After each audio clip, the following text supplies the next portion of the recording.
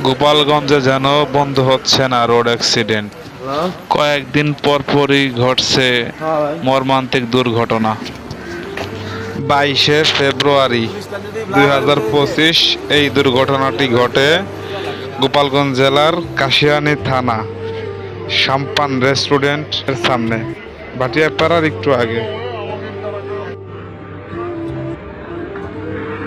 ঘটনাস্থলেই দুজন লোক মারা যায়, একজন হলো ড্রাইভার আর একজন হলো সুপারভাইজার। সম্পূর্ণ ভিডিওটি দেখার অনুরোধ রইল। ভিডিওটি বেশি বেশি শেয়ার করে অন্যদের দেখার সুযোগ করে দিবেন। আশা করি এখান থেকে অনেক মানুষই উপকৃত হবে। যেমন মনে করেন কিছু ড্রাইভার আছে তারা ফালতু ড্রাইভিং করে, রাস্তায় গাড়ি চালানোর সময় ট্রাফিক আইন ফলো করে না, আইন কানুন কিছুই মানে না।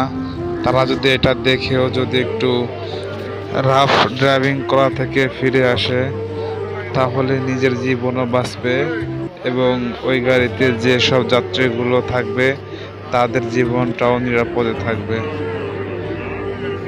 তো সব শেষে একটা কথাই বলতে চাই, যারা ড্রাইভার আছেন ভাই, শুধু আপনার জীবনের মায়া নয়, আপনার গাড়িতে যতগুলো যাত্রী আছে সবার জীবনের কথা চিন্তা করে প্লিজ একটু নিয়মকানুন মেনে, ট্রাফিক আইন মেনে যেভাবে ড্রাইভিং করলে আপনার জন্য ভালো হয়, যাত্রীগণেরা সুস্থ থাকে, আশা করি আপনি সেভাবেই ড্রাইভিং করবেন।